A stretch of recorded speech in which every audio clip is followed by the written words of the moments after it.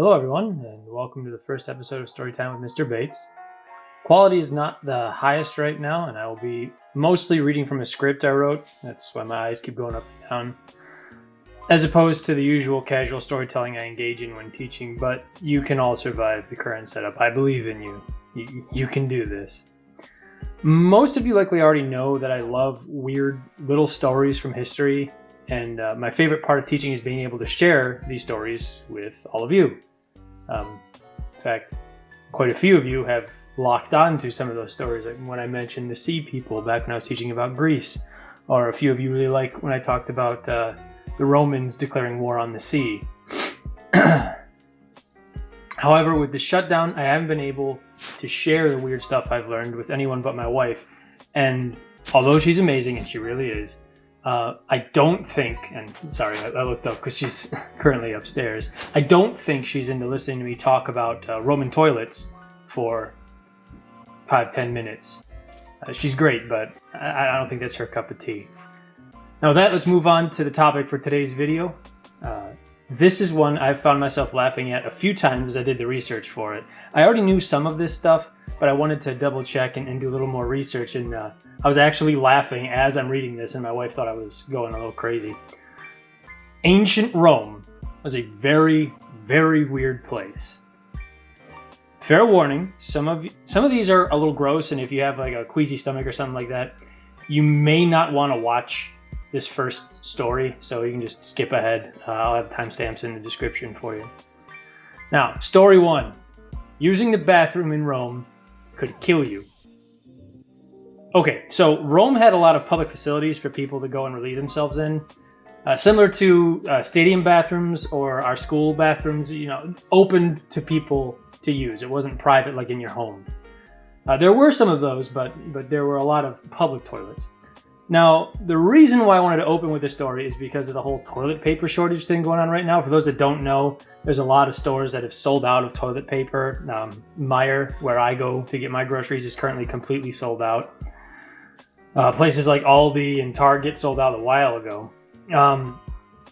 See, the Romans didn't have toilet paper. Well, what did they use?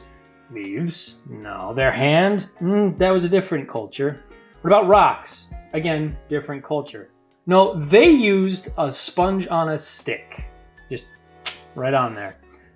How'd that work? Well, good question. They would take the stick and they'd do their business, wipe, and then put it in a bucket with water, and then pass it to the next person, and then they'd use it.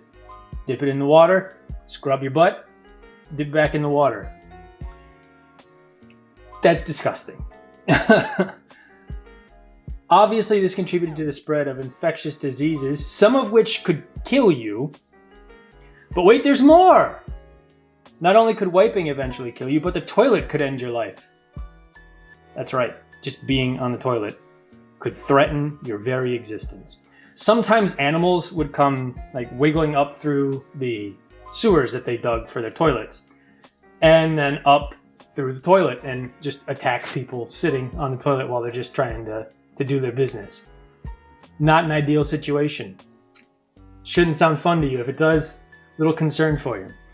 What if I told you you also risk getting blown up while on the toilet in ancient Rome? This is real, by the way.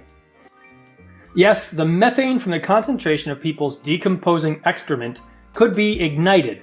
And in an era of history where any light that isn't sunlight is coming from an open flame, you can see how that could cause problems. Problems like causing the toilets to become plumes of flame for a bit. Think of that and be thankful next time you're using the bathroom. At least you don't have to worry about a snake coming up and biting you or your toilet randomly exploding. Story 2. Many emperors risk death on a daily basis. Now, as anyone who's actually studied Roman history in any sort of detail knows, Roman emperors, especially towards the end of the Roman Empire, were constantly afraid for their own life. They were terrified that they were going to get attacked or that someone was going to try to assassinate them. So they took precautions. Obviously, for physical threats, people trying to stab them or anything, they had the Praetorian Guards and the best trained fighters in the Roman Empire protecting the emperor. But what about poison? Well,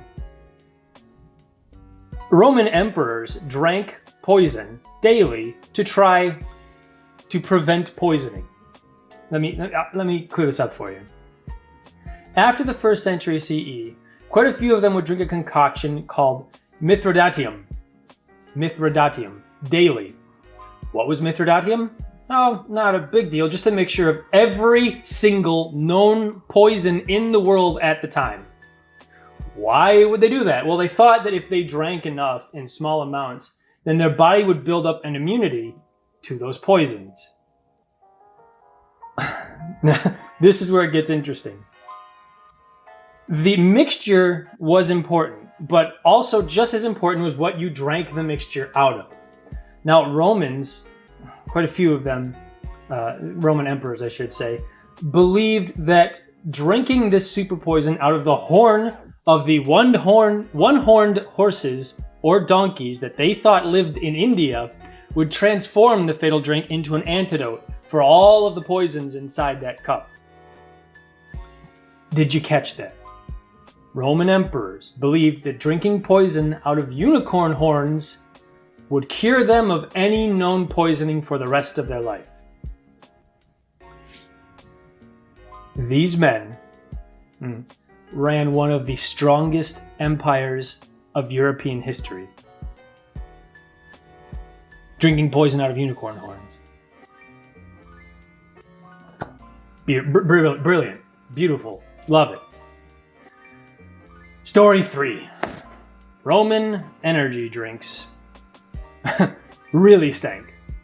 So, personally, I hate energy drinks. I don't really like them. Those of you that have seen me teach, you know that I like to move around the room because I have a lot of natural energy. And if I drink things like coffee or Monster or anything like that, it just makes me jittery. I start to shake. Not a good situation to be in. Now, I understand that sometimes some people need to pick me up, and there's quite a few people that are like, oh, I need my coffee, so I'm not here to judge that. Sometimes that hits the spot for them. But what did ancient people do when they needed to pick me up? Well, Roman soldiers had their own drink. In fact, they had a beverage called posca.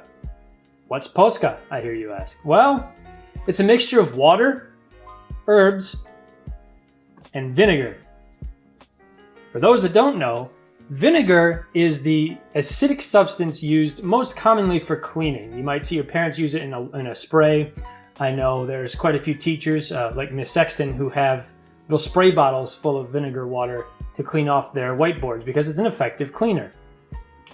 You may also know it from when you dye eggs. If you participate in dyeing eggs for Easter, if you celebrate Easter, that terrible smell that the dye gives off when you're dunking the eggs in, that's because of the vinegar.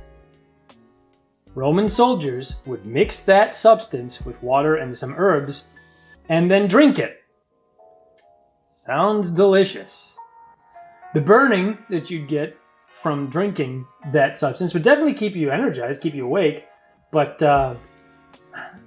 somehow I don't think I'm going to be trying that for myself anytime soon. And there you go. 3 stories about why Rome was a weird place. Hope this has helped you ease your shutdown boredom, at least for a bit. I know it helped me a little when doing the research and setting this all up. Hopefully I see you all in the next video, whenever I can get that done.